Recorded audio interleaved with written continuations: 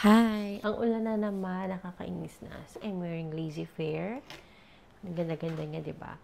To think that it's just made of recycled tela, recycled fabrics. And I've been a fan of Lazy Fair since I was single. Siguro mga 2018, na-discover ko sila. I discovered them through a friend and then natuwa na ako sa mga pieces nila. So, I've been wearing all their dresses. Excuse for my towels. I've been wearing all their dresses since pregnancy. Ay, single. Nung pregnant ako, sa kanila ako, hindi yung maternity dress, but I love their fabric nga at saka yung material na ginagamit nila. It's so smooth, di makate. Comfortable ka lang suotin. So, I'm wearing one now. It's a loose shirt. Ito yung tela niya. Ayan. Just a pants from TikTok na flowy lang. So, mom na mamang dating. Gumive up na yung dati namin ginagamit na cabinet or drawer sa kanya. So, we have to buy a new one. Bili na rin ako ng fan, electric fan. Hindi ako gumagamit ng aircon paggabi kasi nilalamig tayo. Lamigin tayo mga friends. We're gonna wear anything fancy ngayon. We're going out for dinner na din sa may silang. Ako ang inisip ko lang, Cafe Agapita. Pero wala yung watch ko. Saan ko nalagay yun? I think he's going to wear corduroy. Binili ko to sa TikTok shop lang din for just 90 pesos. So, ang cute, diba? And then, white top that I think Shaq bought from Lazada. So, ayun. Dinagay ko na siya agad sa bag and it's here. Buti na lang I followed myself. Yes. Here's the watch na birthday gift lang ni Shaq. And my baby is here. He's hiding from his tatay. Nagkataguan sila pero kita na yung buhok nila. Is this nakatingin sa camera? It's a serious baby. Kalimutan na si tatay. Alam niya na eh. Nakasama na sa ganito na. Smile.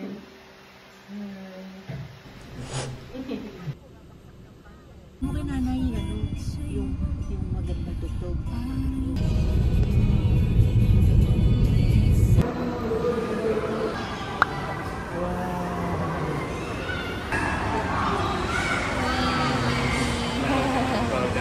Are here and we're eating.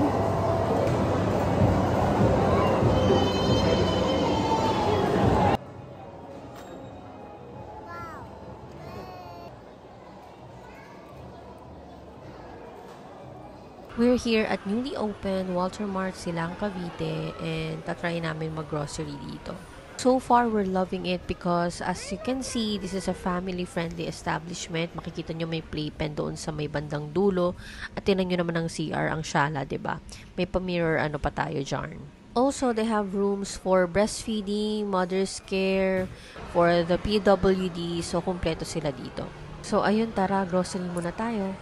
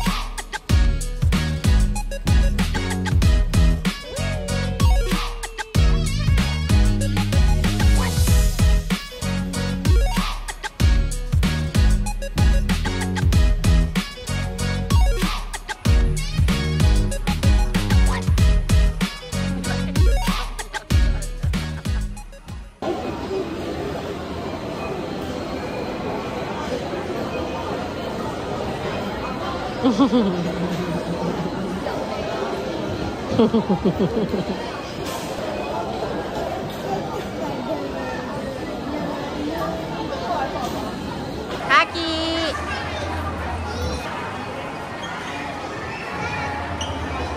And someone's eating his snacks, his favorite snack. Papunta naman kami ngayon ng All Home para bumili ng wardrobe ng ni Aki.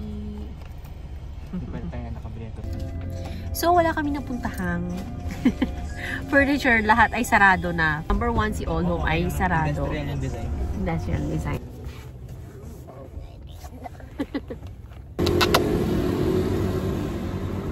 Titignan mo na naman yung car mo?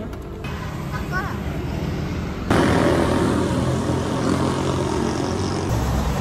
May nadala pa ang baby ko ng car. Oh. Ginoo. Matatay ka na. Diyos ko, ginoo. Okay. So, for our dinner tonight, we're trying a new restaurant dito sa May Silang. Along Emilio Aguinaldo Highway lang ito. The name is Hardin Marikit. Yung design niya, yung ambience niya is like industrial design. As you can see, tas may pa-garden effect. Like, madami siyang plants dyan sa seeding. And ito yung aming in-order. So far, we love everything naman na we ordered. But siguro rating is 8 out of 10. Kasi mostly, medyo maalat. On the side of maalat lang siya. Like, for example, tong sisig. Ito talaga kinikrave ko, pero medyo naalatan lang ako. I'm not sure, baka na-overcook siya doon sa may sizzling plate. Ayun. Pero with the service, okay naman sila, and okay din naman yung experience namin. Ay, masarap pala yung bulalo nila. So, nakapag-uwi pa kami at naging lunch pa namin yan kinabukasan. Tingnan nyo naman, gustong-gusto ni Akil yan. We're grateful for chill nights like this, and most especially si Akil dahil ang sarap niya ng kumain ngayon. Marami na siyang nakakain na rice, and na-enjoy na din namin siya kasama sa mga restaurant. Unlike before na kailangan pa namin siyang baunan ng bukod na food. Ngayon, syempre dahil nga magto 2 years old na siya, lahat ng kinakain namin ay kinakain na din niya.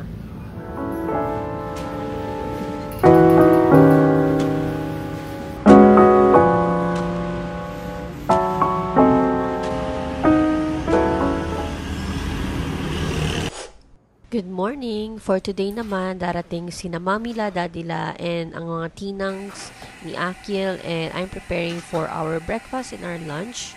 But first, syempre, kape. Itimpla tayo ng kape at ayusin natin itong mga hinugasan na bottles ni Akil last night, and of course, our plates.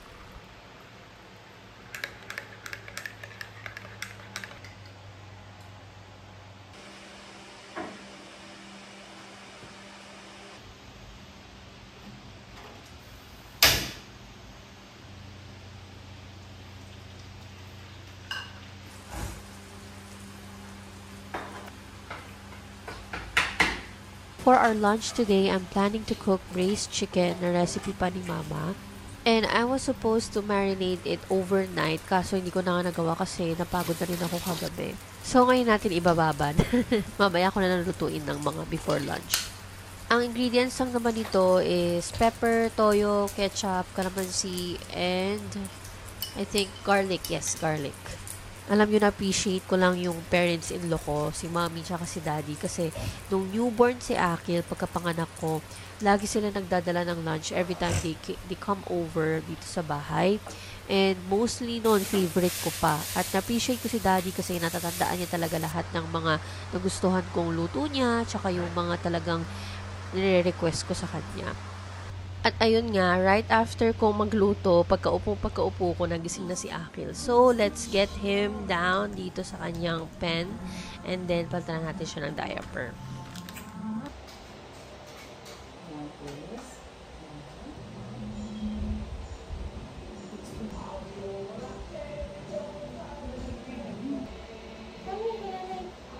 No na? No? No na?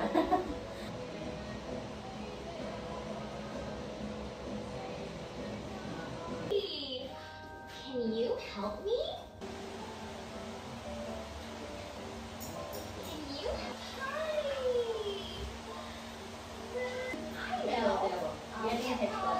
Alam kung ba't tayo nandito at bakit ba tuminapon ang gintong alak na sa paligid mo.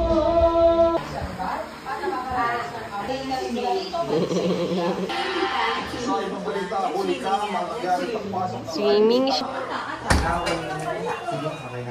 Hi, ate.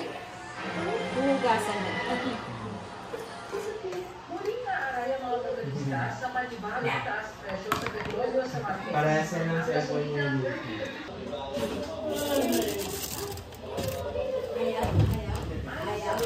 O, diba, may dala pang japchae si daddy na luto niya. Kaya talaga namang na-appreciate namin siya. So, alam niyo talagang nagkakaroon ako ng heart na magluto talaga kahit simple lang every time they come over. I really, really appreciate my Galanto family. Hindi naman sila masyadong nag-ito ng birthday ko kasi.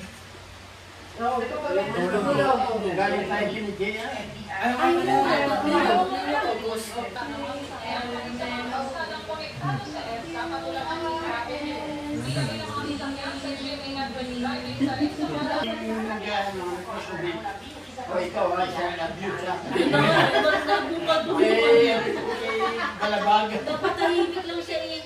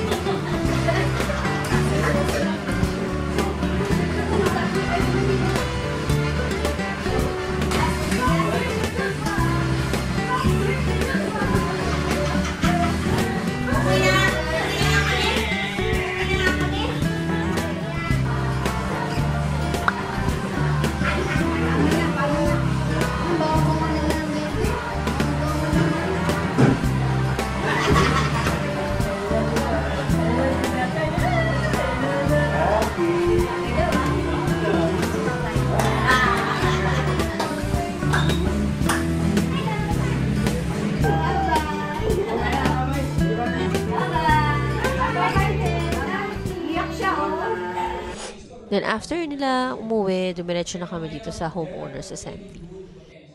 Do you love nanay? Yes or no? Thank you, baby. How about tatay? Do you love tatay? Yes or no? Kala mo, hindi ka always favorite. Yes pala, yes. Binago. Hindi. Yes or no? Yes. Yes. Thank you, baby. Yes.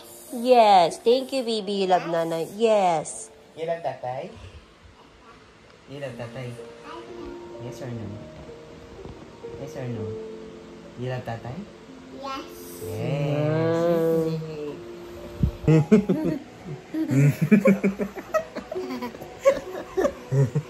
Hindi kala nyo. Nagulo ako na mag-ama ko ngayon. Nagulo po ako na mag-ama ko ngayon. Ayaw mo po pa. Asus.